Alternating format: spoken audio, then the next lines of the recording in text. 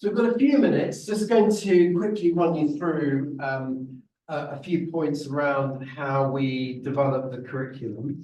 I was going to say, thank you so much for your... You're not even paying me. Yeah, well, I was going to... it was a little, when you started, I felt a little bit like somebody was going through my my chest of drawers at home. You know, it was sort of, it was feeling a little. I was feeling a little bit anxious about that. Because Tracy and I, in particular, have lived in those lessons for a very long time, and they've gone through so many different iterations before they've ended up where they're at. So I just wanted to say a few things about that process.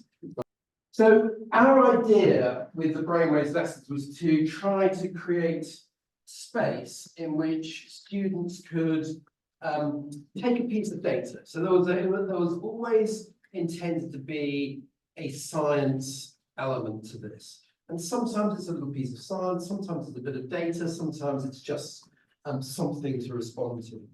And from that stimulus material, to then be able to have a discussion in a safe way, often around a scenario, and from that to have a strategy that they can use. So the lessons and some of the feedback we got initially was quite negative about this. The lessons are very content-like, they're not content-heavy. And the reason for that is because we wanted to create a space in which students could develop a sense of agency themselves. So that was really key to developing the whole philosophy around the lessons. And for that reason, we had a number of different influences, and lots of things. But I'm just going to mention these three things because these are all really great books just in themselves. So the kind of flourish. This is the, I suppose it's the sort of the kind of emblematic sort of a summary of positive psychology. It was the second go that Martin Seligman had at writing a book about positive psychology. And it was about 10 years after the first one. And it kind of brings in a lot of the evidence that's been developed since then. It's a really, really good book. It's got a lot of stuff in there about different contexts, working with young people, also working with people who've come out of trauma and so on. Really interesting book. This actually goes then one of these sort of leading lights from the original positive psychology course, where they set up the first applied positive psychology course, was a woman called Ilona Bonnewell. She's appeared on 3 of our webinars, two so far. She's really great. She wrote a book with Lucy Ryan called Personal Wellbeing Lessons, and you'll recognise lots of overlap with these things. This actually is from ages ago. This is Ruth McConville and Tina Ray. This is I think this might have been an old Optimus book from the 2000s. This is I was involved in about 20 years ago, so it's much older. The last time the happiness is being talked about in school, but it's a great book. It's really got a lot in it. And the point about these books is that they inspired us to develop a combination. If you imagine the Venn diagram where you've got these positive psychology ideas on the table, and you've got a set of teaching ideas around active learning and getting students involved. And one of the things that we learned very early on was that there's been quite a lot of programs in schools where people have tried to introduce lessons to deliver outcomes to students that have not worked. There's been quite detailed interventions around sleep, for example. There's been interventions around mindfulness. There's been interventions around lots of different specific things. And in looking at in a sort of a meta review of all of these different sorts of interventions, actually the thing that seemed to make the difference, more than necessarily the content of the lessons, was in fact the style in which they were delivered. So it's more to do with having an active, involved approach. So that active learning methodology is one that we very much promote. And they're designed to be empowering and, as you said, evidence-based. Now, evidence-based, I've got to tell you, was not that easy because there's not much. It's very thin on the ground. And part of the whole BrainWaves project is to try to improve the depth of evidence. In fact, we've still got one graph in one of the lessons which gives us anxiety, which is the Yerkes-Dodson curve, okay? But which is, on one level, it kind of makes, this is the curve, basically says that there is a level of stress which is useful, and then there's a point where it becomes sort of unhelpful. And you think about, as we're in the middle of the Euros at the moment, you think about these poor young people taking penalties in front of 30,000 people and missing, and it's you can see how this plays out in real life, and it kind of makes sense. But actually, the data on which it's based is really poor. So there's a sort of there is the early studies are were not done on humans. I can't remember who mentioned that, but there was sort of and yeah, it kind of works. So that's one we're still on the lookout for good studies that support the Yerkes-Dodson curve. So if you do come across that, then please let us know. But generally, if you look at the teacher notes, there's a lot of stuff there which you can get into around this topic, and it's really interesting. So you can go quite deeply. And actually, something I was going to ask you was: has anyone here? I was delighted you picked that particular lesson as well, because that lesson, as we were creating these lessons, I have an 18-year-old stepdaughter, so she was actually kind of going through this, and that was the lesson we spent hours and hours on, because it was such a huge issue of people in, I experienced it with all of my children actually, people in different friendship groups where the need to talk, the worry that people have about being the person that people talk to, and what you have to carry in that was a really big and very concrete burden. And that lesson, which was written by Professor Sue Roffey, who's wonderful, that was also, we found, really helpful as a family, I have to say, and sort of in working through some of that.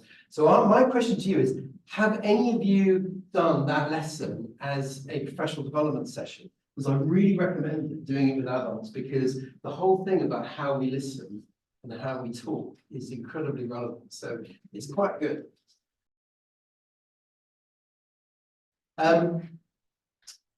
These are the 7 pillars. I'm not going to go through these because they were mentioned earlier, and you've now got them on your table. In addition to the 5 pillar ones, I just mentioned we added 2 our own. We added neuroscience as a theme. Well, we're in this building, that would be rude not to. And we added mental health literacy, which is the how do we use, how do we think about the information that we see in the source of information. So those are the pillars. We've got these 18 lessons there now. As Tracy mentioned, we've just put a lot more up now for the earlier years. And I think the one that is coming is the conversations one. Talking about mental health. Talking about mental health. Yeah. That's going to be great when that comes up. Similarly, also 16. These images, by the way, went through a lot of iterations, because we were trying not to be representative of specific people, but we're trying to be kind of a bit more generalized. So they're actually generated by AI using a number of different a very, very talented graphic designer who spent weeks and weeks sort of developing, prompting, nudging an AI program to develop different things. But we had one problem where we got them just perfect, exactly how we wanted it, and then they changed the algorithm, and the next week they're all gone, and all these people had checked, all these beautiful children had gone, and they'd been changed replaced by others. So you finally reference the teacher support. Please do have a look at that, and please give us your feedback. We value very much your feedback, the feedback from the children as well, and your feedback as teachers, so help us to improve them, and I encourage you to get your points. That's kind of all I was going to say about that. And I just want to say one very quick thing about, they're all on our website, will be able to find I was going to say one thing about our interventions and our sort of our plans, what's coming up. So this wonderful calendar of BrainWaves activities, which was in the last BrainWaves newsletter, which you should all be signed up to, is telling you what's going on in a number of different areas. And I'm just going to talk about two things here. In this line, and the line below, we are running something at the moment, which is a study about how teachers feel about teaching this material. Because we're trying to identify what we can do that would be most helpful to support teachers in delivering this material. We really need teachers to talk to. So we would love it. Please do talk to your colleagues. And we have a colleague who's going to do some face-to-face or online in-depth conversations. They would love to have more people to talk to. We've also got a survey which is up now, which people can log on to.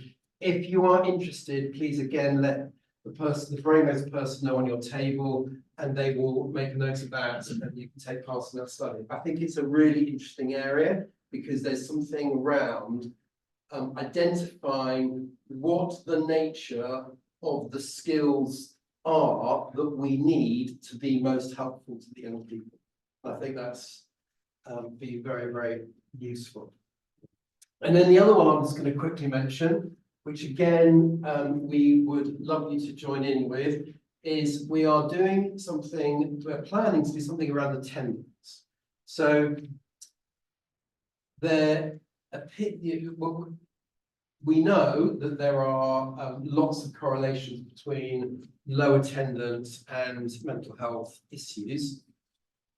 What we don't really know is exactly how that works. So what we would like to do is, what our plan is to use the data that we're collecting just now, and the data in November in particular, in order to understand what the mental health relationships are between attendance and different states, different approaches, different attitudes of young people. And from that, use that as a lens through which we can look at then the best practice interventions on attendance in schools. So you will all be doing things around attendance, of course. We would love to talk to you about what you're doing, how it's working, really understand why you're doing what you're doing, what the underlying objective is, what the mechanism is through which you're aiming to improve attendance, how effective it is. Then we can look at those things. We can look at the evidence around the psychology of it, and hopefully come back then and say, across all of these different things, these things are really working, and we think this is why they're. And I think that would be incredibly helpful and give us all a lot more confidence in dealing with that issue. So if you would like to be part of that, please do let us know again. We would be lots of opportunities to do that. And then the final thing I'll say connected to that is that, and this is where you meant, who was asking about linking to, yes, thank you, linking to, so prior attainment, was it? Yeah. So we would love to do that. Yeah, we'd love to do that. However, we have a problem, which is that there is a lot of data that you have in school, but we don't have in the cohort study. So the question is now, some students in the cohort study have given us permission to link their data in their answers to their education data.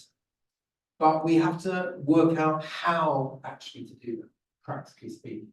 So what I would like to do is to set up a little sort of focus group of people who can talk that through, because there are a number of different possible ways of doing it. And that data, that then impacts, or means that we could then look at prior attainment, we could look at future attainment, we could look at attendance, because with attendance, either we get the actual data from you, or we're going to have to use reported data. So I'd much rather get the actual data and the reported data. But that would be interesting in my children's case, I can tell you anyway. There's so much data that you have I mean, the data around, it's interesting asking the young people if they use food banks. I mean, I don't believe for 1 minute that only 2% of our cohort certainly uses food banks. But it's interesting as to what their access is to that information, or what their willingness to share it is, or there's a lot of things. You have got other data around their entitlement to free school meals in an earlier key stage, whereas once you get into sixth forms or sixth form colleges, some of that data is missing, so you don't necessarily have that data. So we'd love to talk to you about how we can link more effectively the data the school holds with the young people's survey answers.